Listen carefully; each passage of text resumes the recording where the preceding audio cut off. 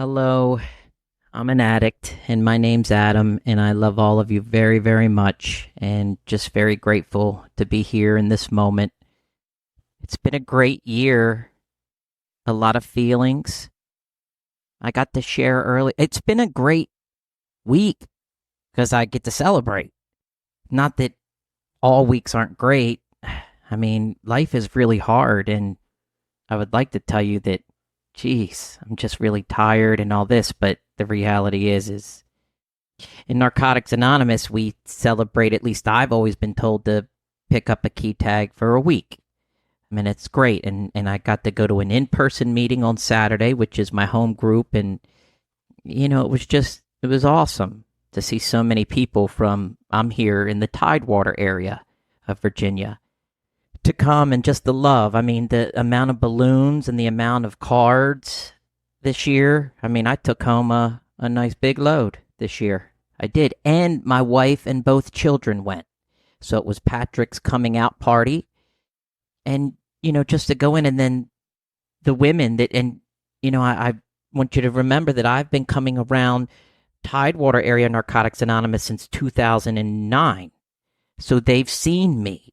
They've seen me. They've watched me grow. And I say they because always preaching to the choir, I'm always preaching to the choir. And so they're the same ones that were there 16 years ago. And just all how the women just held my child and loved my child and loved my wife. And she made banana pudding. And, she's made banana pudding for 16 years because I had to do something different. And the first time I was introduced to Narcotics Anonymous was 25, and it was the military. Now, I had known about Narcotics Anonymous because, well, my stepfather was in the other fellowship, and he was on a methadone maintenance program, doing 3 days a week in the other fellowship. A good man. He really was in retrospect. He was the best for my mother and I. Came into our life when I was about 6. And, the misinformed by misinformed people, he brought stability. He was good. And then he ended up, chasing my sister, who was actually my cousin, but my mother had taken custody of her. So she lived with us. And she was 9 years older than me, Brandy. So I could always get alcohol. She was 9 years older, and Brandy partied, and my stepfather was very pissed because Brandy was pregnant and using and running down the Baltimore City and copping and stealing stuff out of our home. And, of course, we let Brandy and then her, my brother-in-law is who we would be. We let them stay in our home. And, I mean, smell the withdrawal but that's my family. We used. I didn't know that, Xanax and pain. I didn't know they were drugs. I didn't. I really, really didn't. And I don't think my mother, I sure as heck know now in Narcotics Anonymous, I'm not going to use drugs with my children. Sorry. And do you see how I still innately inside have to say sorry for that? Because, I would get yelled at if I didn't share my drugs with my mom. I can remember being 16, I got pulled over going to prom, and there was a case of beer in the car and a an instrument, what is it, paraphernalia, and so I had to go into a juvenile program, and I mean I always wanted, because I'm self-centered, so I knew that there was a better life than, I'm a smart addict. So I knew that there was something better than using, but I couldn't tell this juvenile probation officer that I use with my parents. I just, it's like, hey, I use all the time we just use. Well, and then I wouldn't get drugs either. So there's a twofold there. And some of the things I did with drinking bleach and pickle juice but I had heard of Narcotics Anonymous before actually really going and getting involved from my cousin, because she would, my sister, she would always be stealing and in trouble, and she would get court mandated. And we would go to meetings, and I'm 9, 10 years old, crisscross meetings. And so I knew about, Narcotics Anonymous, and I had heard about the other fellowship. But it wasn't until I went into a meeting. I got in trouble in the military. I'm 25, and we had to, and what a gift, because, and some of you with your clean time know, in the military, I mean, shoot, I don't think there was no such thing as alcoholism or drug addiction. It was zero tolerance. So there wasn't these rehabs and these things now that I got to experience. So while there was zero tolerance in 2008, the gratitude I have today, hey, there's zero tolerance, but we're going to let you do 30 days in our substance abuse rehab program. And so it was 30 days, and every night we would go to a Narcotics Anonymous meeting here in Norfolk, Ocean View. And that's when I started seeing those same people that I saw 2 or 3 days ago. A few of them are still here now.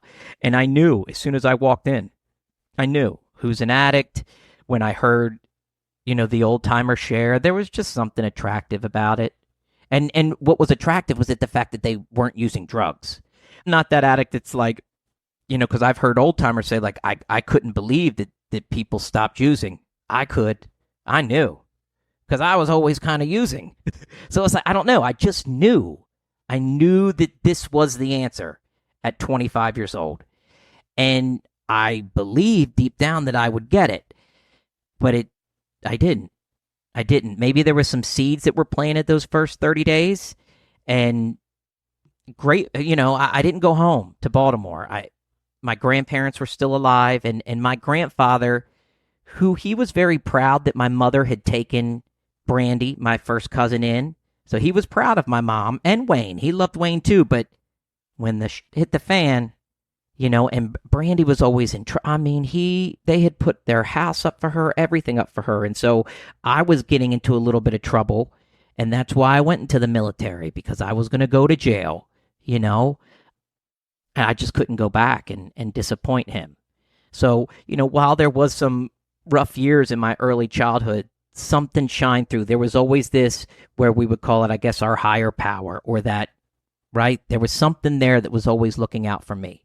Because I did get some good morals. At least I come to work the steps and realize that I do have some assets.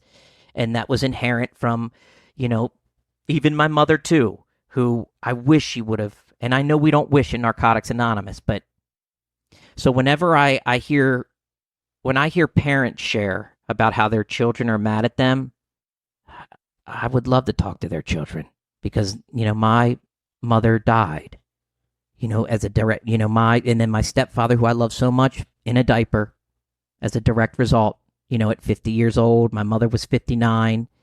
And then, of course, and then Brandy was 40. My real father, who he left addiction when we were very young, he ended up getting remarried and had 2 other children, Heather and Scotty, who I connected with Heather and Scotty because he did the same thing to them. He left. And of course, Heather and Scotty ended up using, and they both passed away while I was clean in this program. And horrific deaths. She was 30, he was. So my entire family, if I were to choose to use again, then I got some denial. I got something going on to be where I am, at least today. And yet I'm so still very scared, because I listen. And while 6 years is a long time, and I'm not going to say the word only, from what I've read and what y'all tell me, there's going to be moments when I'm backed in the corner. There's going to be these times, and I can't even fathom 20 and 30 years. Because it's not that has it gotten easier? Well, sure, in the sense that I recover every day, but I'm between a recovery and a rock, in a sense, or, like a rock and a hard place. I'm between a rock and a recovery place. That's hard, because I don't want to use and I can't use. And so now I have these defects of character and these things that I want to change about me. I just started looking myself in the mirror and saying that I love you, Adam. I just didn't. I think maybe it was 2 or 3 years ago. I heard it at a meeting, and like we're supposed to learn to love ourselves. Yet I had heard you all say, "Well, we'll learn to love you. We'll love you until you learn to love yourself." That never clicked until then. It was like, oh no, I really need to learn to love myself. And then that step 8 and step 9 was so, geez, that's a spiritual in the sense that now I have, this will go down on your permanent record, but spiritual permanent record when I look at some of the behaviors and some of the things that I had done during that last use at 34, 35 years old, my behaviors. So Narcotics Anonymous is introduced to me at 25 years old, and I went for 30 days, had a good chief, didn't want to go, since I was in the military, so there was a good chief, which when I say he was a good chief, I don't know, there's this military lingo. It was a first role model, I think, for me. And he wasn't into recovery, even though he did the 30 days. He did the 30 days with me. He really wasn't into recovery. When it says alcohol is a drug, he didn't take that serious. And I didn't either. And then before I knew it, I was kind of not back to my old ways, but the disease was progressing, and I didn't realize that. I didn't realize that drinking and smoke, it's still progressing. But I stayed here in Norfolk Ocean View, and I don't know why, and it turned out great for me. He was a drummer, and I got to be a front man in a couple bands. And so those are my first 4 steps, and though I'm not that same person today as, working the steps, this last time I actually walked out of a recovery band. I didn't walk out. I just couldn't do it. I had 9 months clean. I cannot handle relationships with anybody else right now. And then I had, 3 guys to be accountable to. I couldn't do it. And I'm not that Mick Jagger rock star guy that dances on. I'm not. Now, I love a little piano, and I love to play, and I love to sing, and I like to write, but I was 25 going on 30 and finding my way. And, a lot of that, and it was good for me. It was good for me, but I was still using, but it was the first time in my life that, I don't know, I was out on my own, and I stayed away from, it was that geographical move. And it helped a little bit. I think what helped was that I had already had a little bit of Narcotics Anonymous in me. And so there was this belief in recovery. There was this new, even though I wasn't going to meetings. And I met my wife. I was a restaurant manager, and we met each other, and I don't know, we fell in love. That's crazy. I prayed for her, actually. I did. I prayed to marry her ahead of time. Stalker.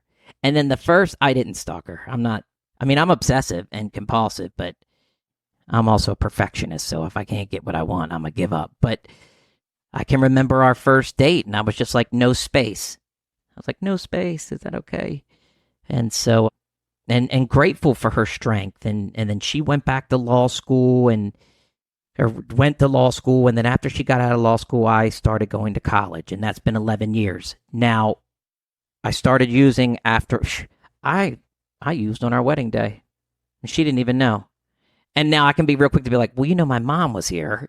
And I can't blame my mom. Because, I used without my mom too. And I told my wife, I said, I'm an addict. We knew, well, she didn't know. And I didn't know either. Excuse me. We didn't know that the disease progresses. And I've shared she knew my 4 steps. She knew all about I did needles this time, or I got real crazy in the police, whatever. I was open with her, but we were young, and we were clueless that it is a disease, that it truly is a disease. And I think maybe she still is coming to terms with that, especially a moment ago when I slowed down about defects of character, because I can still, tell her one thing, and then it looks like I lied right to her face. Now, in the moment, I'm not lying. I believe it. I promise. I'm not going to do that. I'm going to talk to you before I burn $20. And those are maybe little things to some people, but for my morality in my relationship, and that hurts her. Those things hurt. And it's the same behavior, the same type, the same, just without the drug. And at some point, I started picking up heavy again, some heavy pain medicine. And I came to her, and I was 28, and now I'd already been on the methadone maintenance back in Baltimore, and kicked that. Well, whatever, kicked that. It was in my bones forever. I don't permanent withdrawal, but I thought the only option was a maintenance, because at home, that's what I did. After, at home from Baltimore, I 18 and got on a methadone clinic, and my family, we were like, hey, I don't know, that's what I don't know. And so it's like, man, so I came to her, and so I did this Suboxone treatment. And again, prison, and that's when I got introduced to meetings again. And I can remember there's a meeting here it's 6 days a week, morning meditation. And they were like, we'll get a home group. And so I went there, and I was like, I'm going to make this my home group. And she was like, oh, well, we meet every day. And then I was like, what? I still couldn't grasp that concept that, oh, you mean I have to come to the meeting every day? I just could not. That did not make sense to me. But now I'll tell you, I'm not going to let my family burn in a house that's on fire, but I'll tell you this. Recovery becomes before money. It comes before everything. And I think that's why I have this. And it's like, man, if someone's if you're newer than me tonight, I promise you, if you're like, man, I got to make money, or I have no place to sleep, you go to meetings and there's going to be a couch, and there's going to be a job. Like, I had no clue about God. I didn't know about God. I didn't know. I thought I knew everything, but I didn't.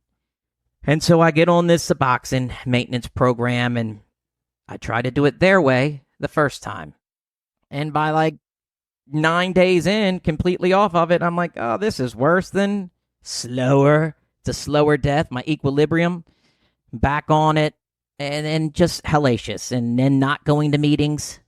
And then I kicked it by using illegal amphetamines off the street, and was just back using again. But I definitely didn't want to be on the opiate. And I just didn't have any concept that a drug is a drug is a drug. At some point, I guess my wife settled in. At some point, she probably settled in, because we've been together now 14 years, and I've been clean for 6. And I really started fighting. It was about a year and a half. So, 6.5 years into our marriage, I'm a complete denial mess. I mean, clueless. And it's progressed. It's progressed to the point where it was just, I tried to use everything, weed. But just as bad as, and I'm serious. I mean, you would have thought that I was on, and I'm not trying to separate drugs into a category. I'm trying to remind myself that it doesn't matter. Weed, it doesn't matter what I take. Like, I tried to have something to control something. And I guess it was a lot easier for me to be okay with not doing, well, I really don't want to lose my wife. And at that point, she had become a prosecutor. And so maybe something in me was like, well, I can't do these certain things. Or I don't know, my higher power. I don't know. But I thought I could get away with that, and I couldn't. It was worse. And I mean, it was awful. And just the disrespect for her and for her job. And I was a mess. And so I tried to just quit. And I ended up at a psych center. But of course, who got me to the psych center was Narcotics Anonymous, because I started reaching back out again. And it's like, here I am now. I needed help. And that's what I was told to do, was go to the psych center. And I'm glad that that's what worked for me at the time. And that's what I needed. But that came with its own mess, because they put me on all kind of crazy stuff too. And then I get out, and I was in the program for about 120 days and taking some crazy amounts of hospital medications, and it just got worse. It got worse and it got worse and it got worse. And I don't know when it was. I think it was March of 2018. I had seen this show on, I guess, the history of the other fellowship. And what was it in me that refused to just, why couldn't I just come in and just be all NA? I don't know. I don't know. Something in me was like, it's not good. I don't know. But when I saw that, these 1930s, 1940s, these that they had to quit their job and that their wives had to recover with them. I mean, that's I didn't know that in Narcotics Anonymous, because it was still very much basic text telling me about myself, but maybe something in me needed to know where Narcotics Anonymous came from. And that was my first intrigue. That was my first, and there was this connection with my grandfather, someone who he thought addicts were despicable, but yet I see that there was these people back when he was, and they did it, and they gave up everything to recover. And so I started going to meetings again, and I was still using going to meetings again. Now at first, and this isn't 2018 of March, I guess you would say I was hiding out in the other fellowship, but I was reading the big book, and I was on it. I fell in love with it, read it 3 times. I don't know, it gave me a new perspective of Narcotics Anonymous. It helped me understand the addicts fight. Just because Jimmy K and some other folks were able to get clean, like, we needed this. I needed this. And I always knew the literature was for me. Like, I always knew that basic text was for me. I always knew Narcotics Anonymous was for me, but for some reason I gambled and played around and waited to truly surrender. And I still remember the last week before I guess I stopped picking up. There's an old timer that says my clean date is 0802, but I'm pretty sure it's like the end of July, and but I'm going to meetings every day, and my excuse to even go to meetings was, well, I'm gonna go to a meeting, honey, but then I'm gonna go use. I'm gonna go get my, my little bit of whatever, my midnight token bullcrap, and just ruining my life, getting into accidents. I can remember getting into this accident on the way to a meeting, and I had turned, and this car is coming at me 50, 60 miles an hour, and it hit like a pillow, and they didn't even want insurance information. I'm trying to graduate with my bachelor's, and I'm trying to do this internship. I can't even make it. Like, everything is crumbling down. And then I don't know. The next thing I knew, it was August 14th, August 15th. I'm calling people every day. Like, that's kind of my story, is how it happened. I don't know. And I had spiritual deaths at that morning meditation. I can remember before the psych center, I was at that morning meditation meeting. They have a couch, and I'm just sobbing. And it's like, if you've ever seen Alien, the movie Alien, that's kind of my disease a lot sometimes, tentacles, and I'm like sobbing here on this couch, dying. It feels like withdrawal. It's just hellacious. And then I'm pretty sure the Al-Anon meeting came in after that, because they looked at me like, whoa. And then I hopscotched a ride down to Virginia Beach Psych. So, I had many deaths. I don't know what. I can't tell you. And I know our literature says we don't know. But it's, in retrospect, it's like, why didn't I just do what y'all said? Why didn't I? How about just go to a meeting every day? Because that's what I did. I was still using in March of 2018. And then in May, it was like, I'm going to go to a meeting every day. And I was. Now, my motive was I was still trying to get out of the house, and I'll sneak over to this guy's house and get that. But I was still going to meetings and still sharing about it. It's like, it might be page 15, 14, basic text. We don't have to wait for an overdose or a jail sentence, the institution. And I know most of us, well, we did, but it's like, it's true. We don't. if I took the suggestion, just come to a meeting every day, just that suggestion, and then really start to listen. Oh, praying. Okay. Oh, a sponsor. All right. Oh, listen to the sponsor work some steps. And the recovering addict is the ultimate warrior, is an ultimate warrior. And it truly is. And so I did it. I did the 90 and 90. And I did like 9 of them. I did 450, 90 and 90s. And it led me right up to about COVID. And then this area, and I worked steps 1, 2, and 3 twice. Don't get it twisted. I came in and out for 10 years. So I have steps 1, 2, and 3. I'm not like Suboxone steps. I'm not, and that's wrong to say. How dare I? But when I go back and look at I have like 10 different steps 1, 2, and 3 during that period. I definitely see that addict. I see that. But our area, when COVID hit, there was this big tradition for, and so, and I was scared. It'd been about 18 months. I had gone to a meeting every day. And we were hiding out. I would drive to Virginia Beach and we'd do like secret meetings. And if we did have meetings, we tried to be safe, sanitizing stations and the lengths that we would go to make sure we had a meeting if it was in person. And then I got introduced to Zoom. And what an amazing broaden your base. Goodness, it has totally changed my life. I cried when I joined this meeting. I cried. And I can remember it was 7 o'clock, a 7 o'clock meeting. I just decided to jump on and it's just, like I said, this meeting is extremely important to me.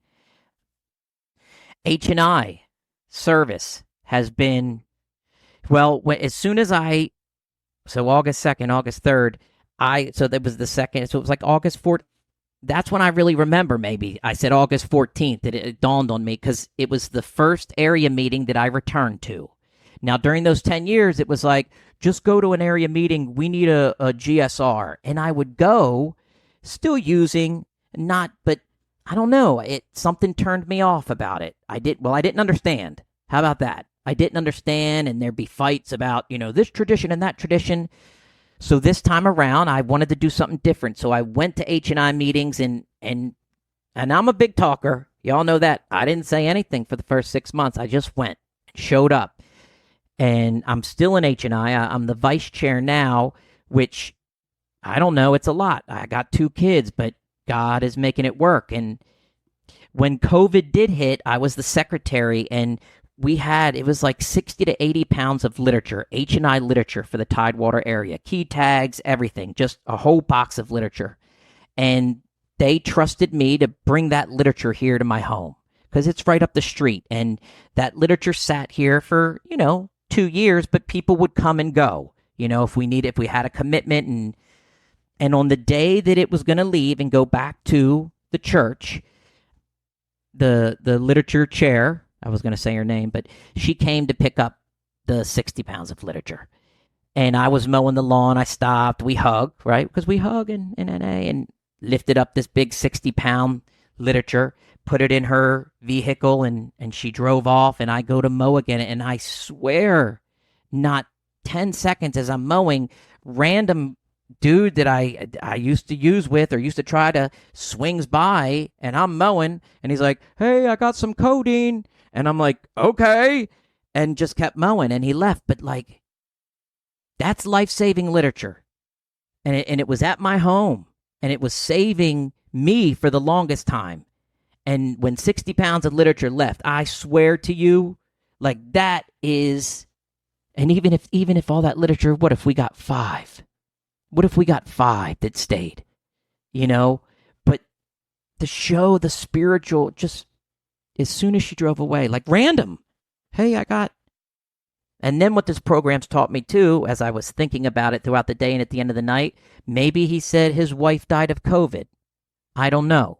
And so I have to remember that unfortunately I can't hang around. Sorry. And it's just, the program is everything to me. I did work the 12 steps out of the step working guide.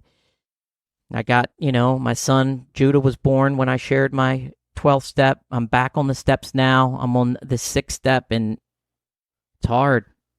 It's hard. It's the hardest thing I've ever had to do. Don't tell me it's easy because you're lying. I mean, okay, fine. I mean, and I heard somebody share the other night, like, oh, just what? I have 6 years, okay? And I've heard the women in here share about over 100 defects. My first one, I had like 10 or 12. I got 20 on there now, and don't tell me it's easy. It's not. I mean, it takes a lot of work. It does. And that's okay, and I'm in for it, but it's like, man, it takes a lot of work. And I think what's going to help me this time around is making a commitment to look in the mirror every day and to look in my eyes and to say that I love you, Adam. And even though I don't mean it, I still don't mean it. I'm still such an immature little child. I still want to smirk when because I just can't grasp that. I'm a get ready to shut it down. I can't fathom my life without Narcotics Anonymous. I don't want to lose what I have. I believe that I'm worthy of this program, but I also believe that it's time for me to take a different step in my recovery and starting to remember. I don't know how to love newcomers. I don't. I mean, I do. I'll tell you I love you. You hear that all the time. Yet I still am just learning how to look in the mirror and tell myself that I love myself. But I haven't.